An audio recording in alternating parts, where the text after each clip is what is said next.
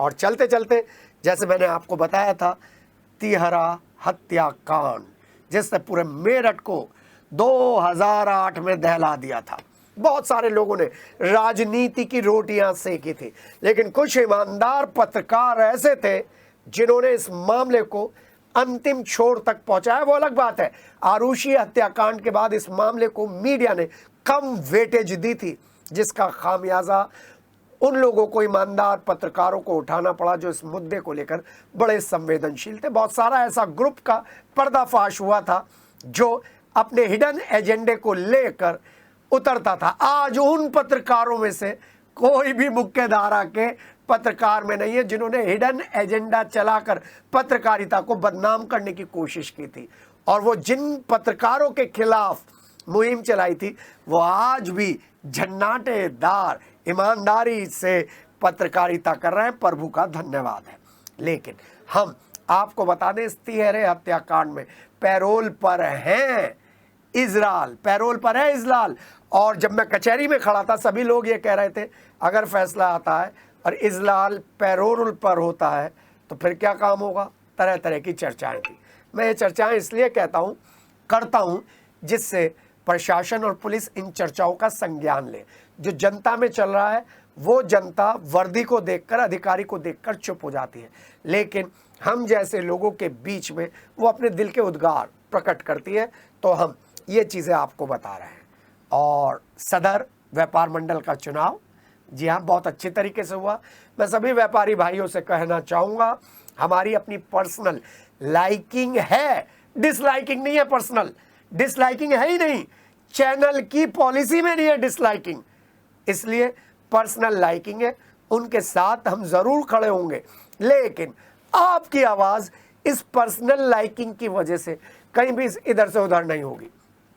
तभी तो एक व्यापारी नेता ने एक पत्रकार के ऊपर मेज मार दी, लेकिन उस व्यापारी नेता ने माफ़ी मांग ली तो हमने खबर नहीं चलाई। तभी तो हमने अंदर जो पोलिंग चल रही थी उस पोलिंग को लेकर 3 लोग, कौन कौन, विजय ओबराय, सुनील दुआ और अमित बंसल ने विरोध दर्ज कराया था, उसको लिया और अपनी नज़र उस पूरे चुनावी प्रोसेस पे लगाए रखी जिसमें हमें 0.01% भी कोई दोष नजर नहीं आया। तो वो खबर भी हमने रोक दी, क्योंकि 4:45 बजे तक सभी व्यापारी इस बात की प्रशंसा कर रहे थे कि मुख्य चुनाव अधिकारी, समाज कल्याण अधिकारी सुनील कुमार सिंह ने बेहतरीन तरीके से ये चुनाव करवाया है। लेकिन जब नतीजे आने हुए तो दूसरे पक्ष ने एक अलग रुख अख्तियार कर लिया। सभी का अपना अपना तरीका है, लेकिन मेरा मानना था अमित बंसल को सामने आना चाहिए था और सुनील दुआ को बधाइयाँ देनी चाहिए थी, क्योंकि कहीं ना कहीं दोनों ने मिलकर कुछ समय पहले बढ़िया काम किया था यहाँ के लिए। अब वक्त बदला है, नए लोग आ रहे हैं, लेकिन सुनील दुआ पैनल की जीत ये बताती है कि 15 सालों में सुनील दुआ की पकड़ इस बाजार पर कम नहीं हुई है।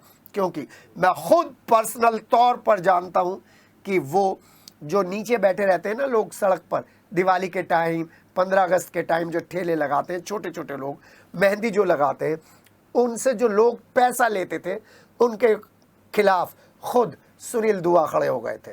कहा ये नहीं चलेगा, 2 दिन का त्यौहार है, 3 दिन का त्यौहार है, कमाने दीजिए इसे, इनसे कोई पर्ची नहीं कटेगी। जबकि कैंटोनमेंट बोर्ड जिसमें अधिकारियों को, कर्मचारियों को मोटी मोटी सैलरी मिलती है, वो पर्ची काटते थे, इन लोगों को परेशान करते थे। लेकिन सुनील दुआ ने अपने यहाँ पर ये काम नहीं होने दिया। और जब ये जीत हुई है सुनील दुआ पैनल की तो इसने सबको चौंका दिया। इस जीत से एक बात तय हो गई है कि कभी भी व्यापारियों में ही नहीं, कहीं पर भी हिंदू मुसलमान नहीं करना चाहिए, पंजाबी बनिया नहीं करना चाहिए, पंडित बनिया नहीं करना चाहिए, दलित स्वर्ण नहीं करना चाहिए। हम सब लोग बराबर हैं, बराबर की भागीदारी है, बराबर की साझेदारी है। फिलहाल हमें दीजिए इजाज़त। नमस्कार।